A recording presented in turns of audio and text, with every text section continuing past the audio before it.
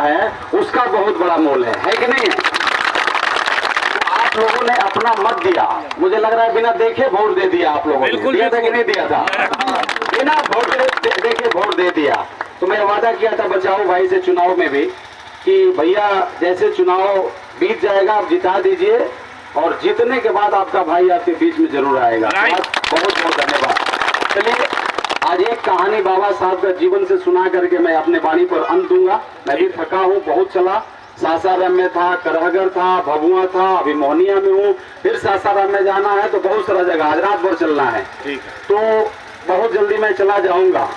आप सबको मालूम है कि जो अभी भी मुख्य धारा से नहीं जुड़े हुए लोग हैं, खासतौर पर दलित, बैकवर्ड, पिछड़ा, अति पिछड़ा, इवन सर्व समाज का मैं बात करता हूं। बाबा साहब ने कहा था कि मैं सभी जाति, सभी धर्म, सभी संप्रदाय से लव करता हूं, प्यार करता हूं, मोहब्बत करता हूं।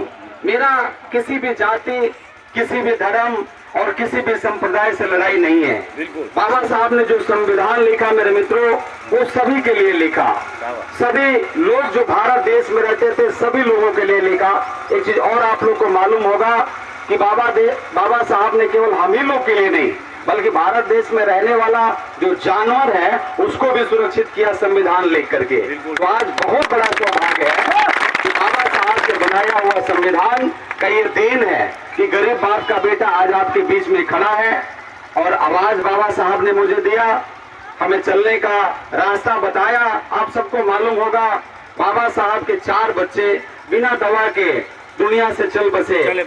मालूम था बाबा साहब को कि मेरा बेटा बीमार है, इसे हाई फीवर है, कुछ पल में अगर मैं दवा नहीं करूं तो ये बेटा मेरा मर जाएगा, समाप्त हो जाएगा। उसके बावजूद भी बाबा साहब के पास में यदि 1-2 रुपया होता था तो बाबा साहब ने कलम किना, बाबा साहब ने सादा पेपर किना, अपने बच्चों को इग्नोर कर दिया और बाबा साहब के 4 बच्चे दवा के बिना दुनिया से चले गए। एक और मोड़ आया बाबा साहब का जीवन में। माता रामाबाई 35 साल का उम्र में वो भी टीबी का पेशेंट हो गई, क्योंकि खाना आप समझ रहे थे, वो महाराष्ट्र के गलियों में उन्होंने गोबर गोईठा पाथा और उसको बेच करके बाबा साहब का जीवन संघर्ष को उन्होंने मदद किया। एक मोड़ आया, बाबा साहब माता रामाबाई बैठी हुई थी और बाबा साहब से बात कर रही थी जब वो बीमार हो गई थी। तो बाबा साहब से माता रामाबाई ने कहा कि बाबा साहब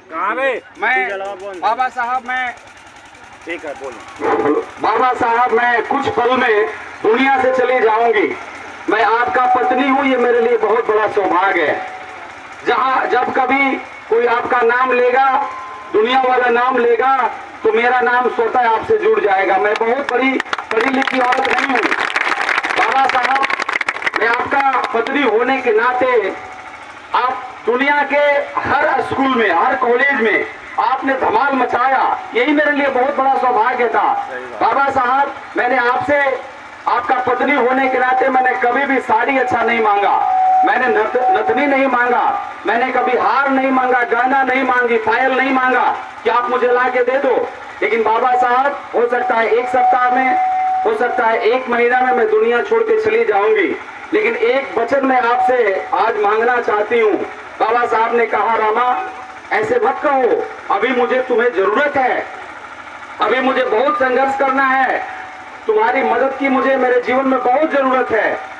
लेकिन बाबा साहब से एक बार फिर बोली माता रामाबाई कि बाबा साहब, मुझे आपके जिंदगी से मुझे कुछ नहीं चाहिए, बस एक चीज आज वादा करिए। और वो वादा माता रामाबाई ने ये कहा कि आप वादा करिए कि हमारे समाज, जिस समाज के पैरों में झाड़ू बांधा गया है, जिस समाज के गले में हाड़ी लटकाया गया है, जिस समाज के कमर में घंटी बांधा गया है, बाबा साहब आज वादा करिए कि इनका झाड़ू आप हटवाएंगे, इनका घंटी हटवाएंगे, इनका जो गले में हाड़ी है उसको हटवाएंगे। बाबा साहब ने कहा, रामा मैं तुमसे वादा करता हूँ, मैं तुमको प्रॉमिस करता हूँ कि अपने समय में मैं इस सारे चीजों को खत्म करूंगा। और आप सबको मालूम है कि बाबा साहब ने संविधान लिखा और आज वही संविधान का अधिकार है कि मनोज राम सांसद बना, आपका बेटा, आपका भाई, आप सबको एक चीज और पता होगा, ये जयंती का बहुत बड़ा महत्व हमारे जीवन में है।